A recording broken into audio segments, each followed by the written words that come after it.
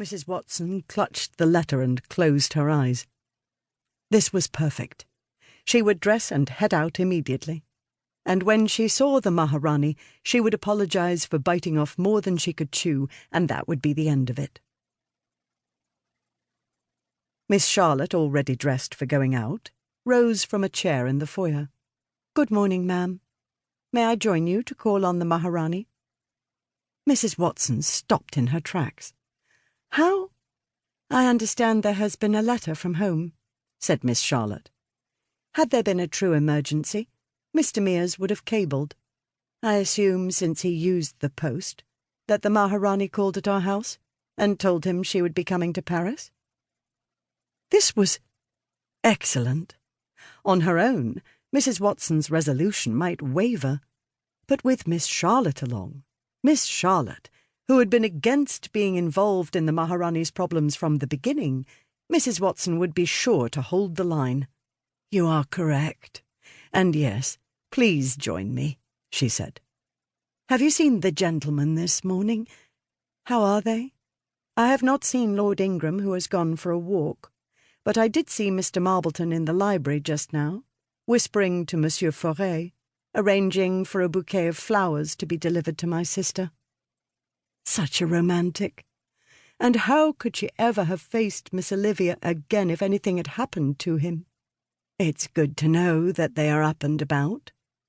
They are doing well, and they are grateful that you knew exactly what to do in a case of incipient hypothermia. Mrs. Watson immediately experienced another lashing of her conscience. That they should never have been put in that situation in the first place.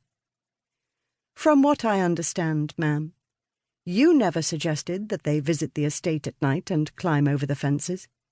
The gentlemen did what they saw fit. They are grown-ups, or in Mr. Marbleton's case, almost of age, and they are fully capable of choosing their course of action." Mrs. Watson did not say anything, and Miss Charlotte did not persist.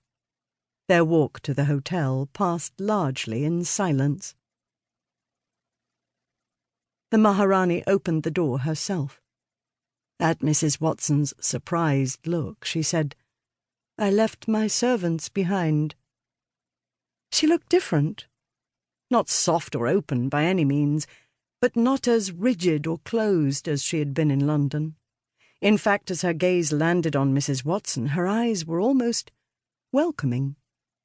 When she saw that her caller had not come alone, however, her jaw tightened, slightly but noticeably.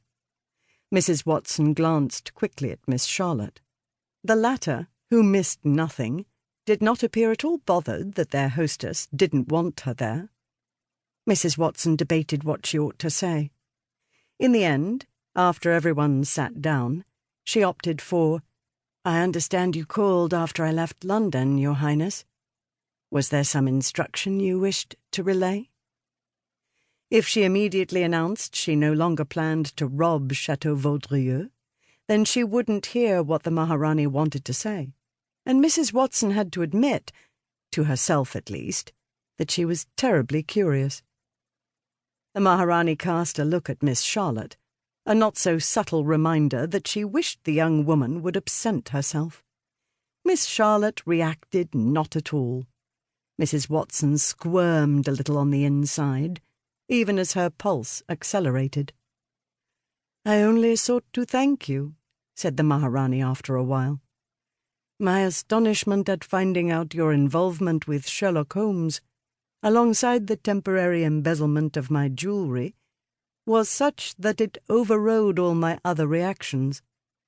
It wasn't until well after you'd left that it occurred to me what a gargantuan task you'd taken on.